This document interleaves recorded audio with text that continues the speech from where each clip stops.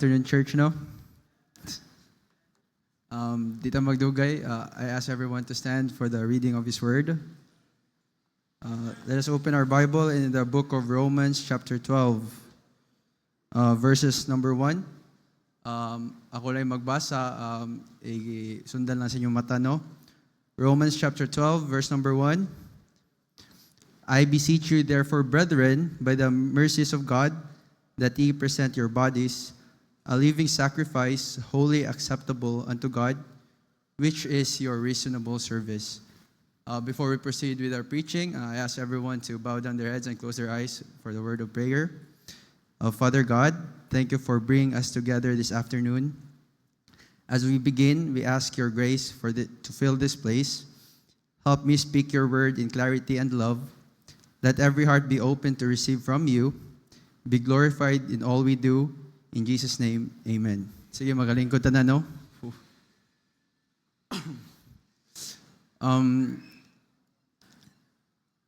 Before we continue with our preaching today, this afternoon, no, I would like to tell you about the life story of Sir John Newton. So, Sir John Newton, he was a former slave trader who became a Christian, and a Christian minister and the author of the famous hymn Amazing Grace. So, kani si John Newton, no, he used to slave trader. So, sa wa nakabaluon sa ang slave trader, no, before sa unang panahon na ay mga tao nga mobaligyag tao, no. So, he used to do that, no. He used to sell people for a living. But then when he found Jesus Christ, no, he became a Christian minister. And then he was the author of the famous hymn that we still sing until now, no, which is Amazing Grace. His life is a powerful example of redemption and transformation, much like the Bible character we're gonna talk about this afternoon. So in his early life, no, Sir John Newton, he was a sailor, and then he became deeply involved in the transatlantic slave trade. He was known for his wild lifestyle, and he even mocked God. But then later on in his life, he encountered Jesus Christ, no? During a violent storm at sea in 1748, he feared for his life and he cried out to God for mercy. This was his turning point. So John Newton, he was a sailor, but then when he was sailing in the sea, kanang nagsakay siya sa barko na ay dako nga storm or bagyo mingabot, no? So siya nahadlo kay siya, bisan wala siya nagtuo sa Ginoo, no, he still prayed, and that was his turning point. He had a gradual transformation after that. He left slave trade, he studied theology, and eventually became a respected minister. So later on in his life, Sir John Newton, he advocated for change.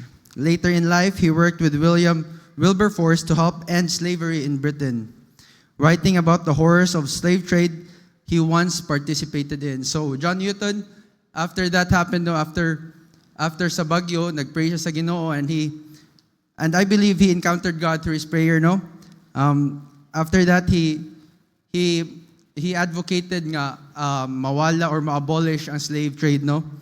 So his legacy, so John Newton, he wrote the hymn Amazing Grace, which reflects his deep understanding of God's mercy and grace. So, if kanang nakakanta mo Amazing Grace, no, it's a really nice hymnal song. It really shows the love and grace of Jesus Christ. So this afternoon, the title of my message would be God's Most Unlikely Servant. So, sa Bisaya, no, kanang nagservant sa Ginoo nga kanang murag dili bitaw kung ato lang tawon dili ta makaingon nga gamiton sa Ginoo. So God's most unlikely servant. So our we're gonna talk about this afternoon is the story of Apostle Paul, or you can call him Saul, no? So the connection of John Newton and Apostle Paul, they were both lost but thought they were right. So, ato makita sa life ni Saul or ni Apostle Paul that at first, no, binyag sakto siya, he was right. But later on in life, he realized that he was not right. Paul persecuted Christian, Newton justified his role in slave trade. Both had a dramatic encounter with God. Paul was blinded, Newton was shaken by the storm. Both surrendered and spent their life serving God. So ito makita no, Apostle Paul and John Newton, ilang life murag pares-parehas no. They both thought nga ilang gibuhat sakto, but later on in life they realized that it was all wrong. They both encountered Jesus Christ and had a dramatic change in their life. So pag encounter nila ni Jesus Christ silang kinabuhi no, they had a drastic change kanang naipagbago ilang kinabuhi. They both surrendered to God and the rest of their life they keep on serving God no. So first point this afternoon, we can see in Paul's life before surrendering to God. So atong lang tawo no unsa ang kinabuhi ni Paul or ni Saul before iyang gihatag sa Ginoo iyang kinabuhi no. So Saul, he was a persecutor of Christians.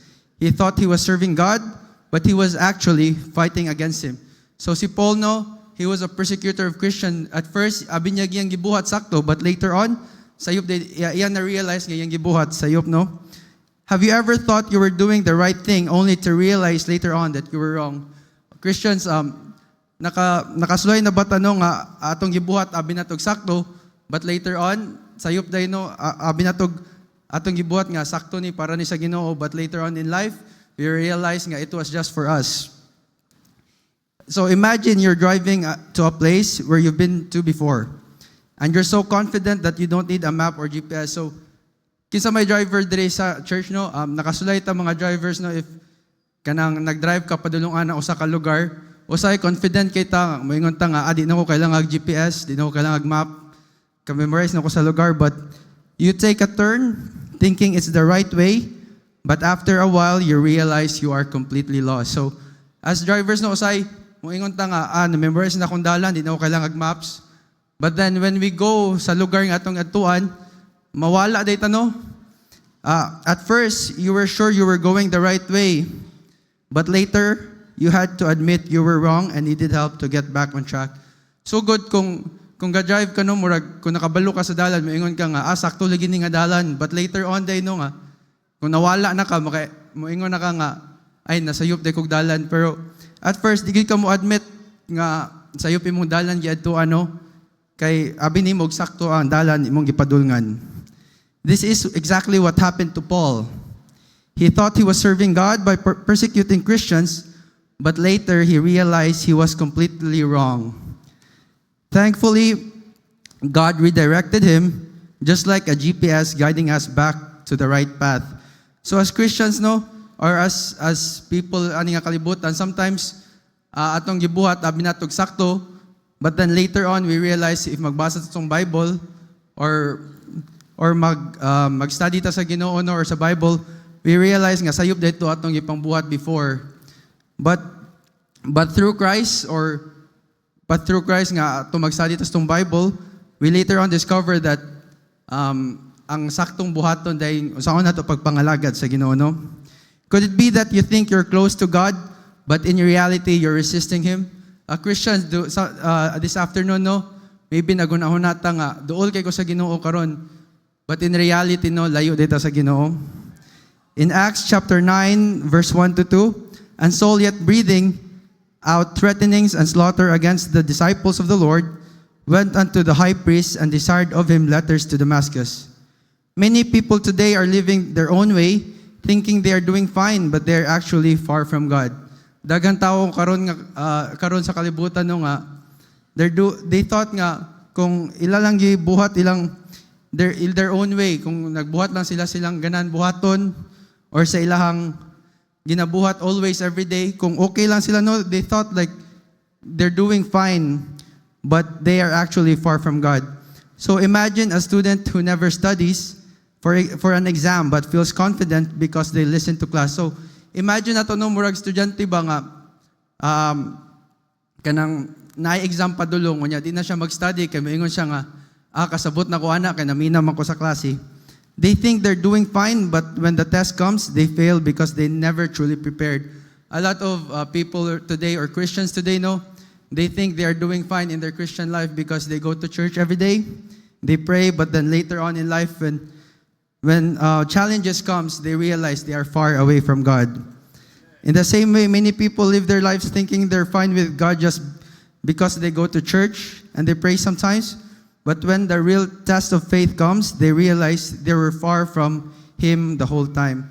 So dagag Kristohanon karon no nga nagatuo sila nga kung mo simba lang sige or mo ampo panagsa, basag Bible panagsa nga okay na duol na ko sa Ginoo. But when the test of faith come, kung naay mga di baong si mong kinabuhi mo abot no, ang ubang makarealize sila nga layo day sila sa Ginoo.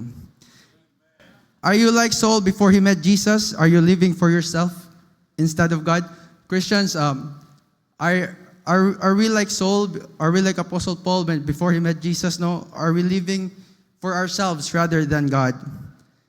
So we go to point number 2. So the point number 2, no, we here see Paul's encounter with Jesus, the moment of his surrender.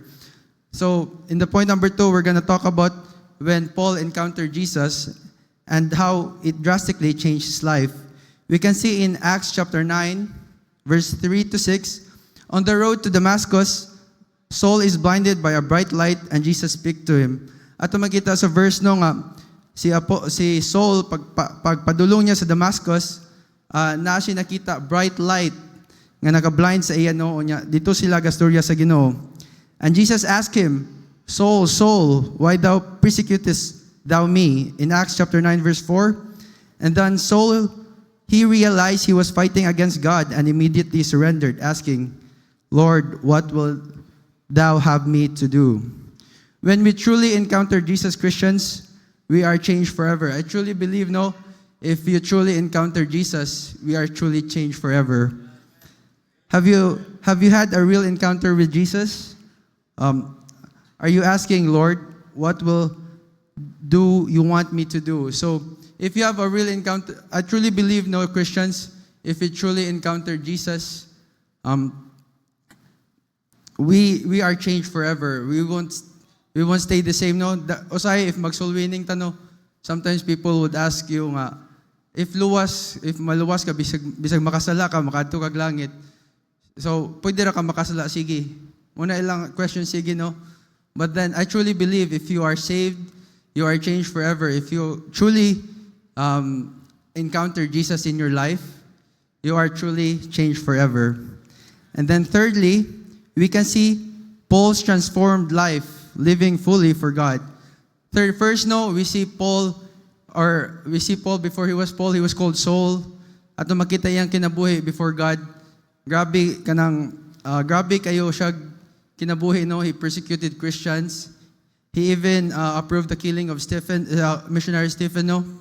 But then later on we see he encountered Jesus on the road to Damascus. And after he encountered Jesus, he had a fully transformed life. He is now fully living for God. After surrendering, Paul dedicated his whole life to serving Jesus. He preached boldly. We can see in Acts chapter 9, verse 20, and straightway he preached Christ in the synagogues, that he is the Son of God. If Paul, who once hated Christians, could boldly preach about Jesus after truly encountering Him, what is stopping you from sharing your faith? So Christians, no, at nung makita diri si Paul, before siya nahimo si Apostle Paul, he was called Saul, nga di gid siya ganaa kanang nagid siya kalagot sa mga Kristohano, no. He persecuted them, but later on when he encountered Jesus, he boldly he preached the word of God to the people, no. Nya kita Christians, what's stopping us from sharing our faith? What's stopping us from soul winning like Apostle Paul, no? He suffered for Christ in 2 Corinthians chapter 11 verse 23 to 27, no?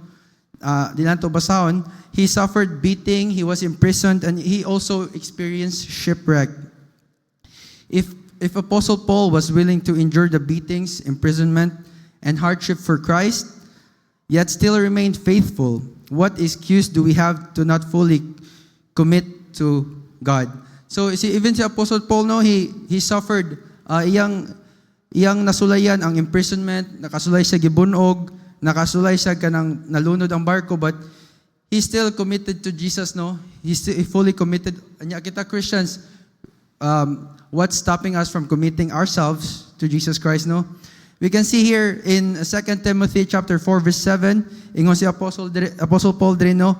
I have fought a good fight, I have finished my course, I have kept my faith. So to makita diri, Apostle Paul, he finished strong. When we give our life to God, we may face difficulties, but God will always be with us. O Christians, kung magkuyog lang ta sa Ginoo, no, if we live our life for God, daghan manggalig difficulties or daghang mga lisod nga maagyan nato sa kinabuhi, but we should always remember that even na ay mga lisod nga moabot sa tong kinabuhi, no, it is all good because we are always with God. God is always with us. So Paul's life was never easy, but he had peace and purpose. If we surrender to God, He will guide us and use us for His glory. So ato makita, no, sa life ni Apostle Paul, dili isa yun yung kinabuhi, no. He experienced beating, hardship, pero ang importante, no, he had a peace and purpose for his life. O Christians, kung atong ihatag atong kinabuhi sa Ginoo, no, makadawatag peace o nya purpose atong kinabuhi. So fourth point, ato makita diri, daghan tag madunggan preaching, give your life to God. Pero sometimes, no, maguna-una ta, how do we give our life to God? Usawa man nato paghatag atong kinabuhi sa Ginoo.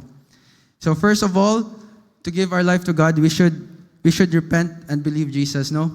First of all, before ta makahatag sa itong kinabuhi sa Ginoo, dapat luwas ta, no? We are saved. Kaya usawa na ito, mahatag atong kinabuhi sa Ginoo if we are not saved. We can see in Acts chapter 3 verse 19, repent ye therefore and be converted. And secondly, so we can give our life to God, we should surrender completely. Unsa man ang surrender completely, Brother Josh? Kanang surrender completely, no, kanang stop holding back, give God full control of your life. So in Galatians 2:20 ato makita diyan, no, so kaning paghatag din nato sa Ginoo sa kinabuhi, no, dapat walay 50-50 but 100%, no, completely good. And thirdly, we should live for God daily. So we should pray, read His word, and obey. We can see that in Proverbs chapter 3 verses 5 to 6. And number 4, no, and lastly, to serve God, we should be willing to serve. So sa na to, pag-serve sa Ginoo, kung di ta willing to serve, no, like Paul, he asked Jesus, Lord, what will thou have me to do? So ato makita din, no, nga, if we wanna give our life to God, first, we should repent and believe in Jesus. Secondly, we should surrender completely to Him. And third, we should live for God daily. And fourth, we should be willing to serve. And then last point, no, number 5, the blessings of a life given to God. So atong lantawon kung unsa atong blessings madawat, no, if we give our life to God. Kay maybe we think, no, if we give our life to God, atong madawat hardship lang or trials. But if we give our life to God, no, there are also blessings that comes with our life. Dili lang hardship. So first of all, if we give our life to God, we receive peace and joy. It is in Philippians 4:7. It speaks supernatural peace. Kaning supernatural peace, no, kaning dili pareha sa peace sa world. It's a different peace. That this supernatural peace, it comes from God. One that doesn't depend on circumstances, but remains even in trials. So kaning peace and joy, no, ang peace and joy sa kalibutan kay kanang kung imong kinabuhi yung ani, that's when you have joy, or kung walay nahitabo sa imong life, mo na kay peace. But ang peace and joy with God, no, or kaning gihatag nga peace and joy sa Ginoo, no, even in times of trials and tribulations in imong life, you still have that peace and joy. While the world's peace fades when problems arise, God's peace guards our hearts and minds, protecting us from fear and anxiety. So kaning peace sa Ginoo, no, even atong kinabuhi kanang murag daghan na kay trials bitaw, daghan na kay tribulation and trials tong kinabuhi, but if we have the peace of God, tanan, no, di kita mag-uula ng mga trials, no, because we know that we are with God and we are serving God, no, and we know that our God is a just God. If we truly give our life to Him, He will repay, you know. And then, protecting us from anxiety and fear. It's a peace that goes beyond human understanding, meaning even when life is uncertain, we can still find rest in Him. So, kanida yung peace and joy nga magkuha na to sa Ginoo, no? Even atong kinabuhi uncertain, what nakabalo sa future, what the future hold. But nagyapuntaan yung peace and joy, no? Because we know that we gave our life to God. And God, ang Ginoo, siya na bitaw bahala sa itong kinabuhi. Even kanang mo nang di ka makuyawan nga about unsay mahitabo in the future, kay imong gibuhat karon is all for God. So meaning, even when uncertain, we can still find rest in Him. Like Peter walking in water, as long as we keep our eyes on Jesus, we won't be overwhelmed by life storms. So ato makita, no, even katong mga disciple, when Peter walked on water, no, if he just put his eyes on God, no, wa siya milantaw sa mga balod or sa storm ato sa lake, no, he makawalk on siya sa water. Just like us Christians, if we just put our eyes to God, no, even when storms of life comes, no, we still have that peace and joy that God gives us. This peace comes through prayer, trust, and gratitude, knowing that God is in control no matter what. So this peace comes, no, when you are praying and you have a full trust nga ang Ginoo na bahala, no, and you have gratitude that knowing that God is in control no matter what. And then second, no, ato makuha nga blessings if we give our life to God. First is peace and joy. And second is purpose and direction. So ang Ginoo din, no, magkahatag na tog purpose and direction in our life. In Psalms chapter 32 verse 8, this reminds us that God, our ultimate guide, giving us purpose and direction in life. So ang Ginoo din, no, He is the ultimate guide in our life. He gives us a purpose and direction in our life. He promised to instruct, teach, and lead us, ensuring we don't have to navigate life alone. So when we fully give our life to God, He gives us purpose and direction, no? Even nagapromise siya kanato if we fully trust in Him nga dili ra kita we won't be alone in navigating life, but Jesus would also help us navigate our life. Not just us, but also Jesus would guide us in our life. His guidance is personal, like a loving father watching over his child, keeping us on the right path. Instead of relying on our own limited understanding, we can trust in His wisdom through prayer, His Word, and the Holy Spirit. When we follow Him, we walk with confidence, knowing we are fulfilling the purpose He has planned for us. So, Christians, know if we truly give our life to God, we get this purpose and direction in life, which only God can give us. When we follow Him, we can walk with confidence, knowing that God, He has the hold of our life. He will guide us to everything we're gonna do, no? And lastly, no, the blessings that we are going to receive if we follow Him, we will receive the most important one, no, eternal reward.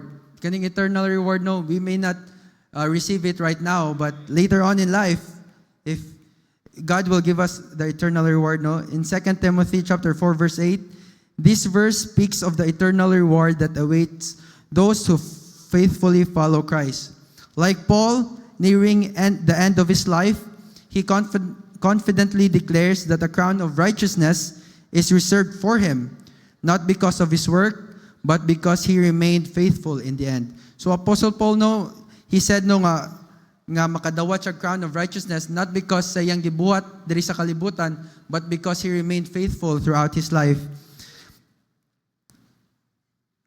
This crown is not just for Paul, but for all of those who love and long for Christ's return. So kanida yung crown of righteousness, no, dili lang si Apostle Paul may makadawat ani, but all who love and long for Jesus Christ's return. It represents the ultimate reward, eternal life with God, free from sin, pain, and suffering. So kaning eternal reward, no, this is the reward that kanang makakuyog ta sa Ginoo, makahalubilo ta niya. It represents the while the world offers temporary rewards, God promises an everlasting one. Those who remain faithful, no sacrifice for Christ is ever wasted because the greatest prize is yet to come. So Christians, if nag-sacrifice mo sa Ginoo, no, there's no sacrifice that is wasted. Maybe sometimes nga, you sacrifice for God and you feel nga na waste ng sacrifice, no, kay wakay na dawat, wakay blessings na dawat, but we should always remember that the greatest prize is yet to come. So as we can see, no, Paul's life is the proof that no one is far gone for God's to use. So ato makita sa life ni Paul, no, nga wala gyud Christians nga dili gamiton sa Ginoo, no. Paul, no, ato makita si Paul in Acts 8 verse 3, he even persecuted Christian harshly. Also in Acts chapter 8 verse 1, ato makita he approved the killing of Stephen, and in Acts chapter 9 verse 1 to 2, ato makita din no nga si Apostle Paul, he tried to destroy the church. So even Saul, no, Apostle Paul, he was used by God bisan sa iyang mga past transgressions or iyang past ginabuhat, no, gigamit gihapon siya sa Ginoo. How about us Christians? We may think nga di ta gamiton sa Ginoo kay tungod sa ako nabuhat yung ani yung ana. Pero ato makita sa Bible, no, even Apostle Paul, he was used by God. I believe that God is calling each and every one of us to surrender. All we do is we just have to answer. Oh Christians, are we truly surrendered like Paul, or are we still resisting God? Christians, no, that is a good question to ask ourselves, no. Are we truly surrendered to God, or are we still living for ourselves? And good afternoon. That is our preaching for this afternoon.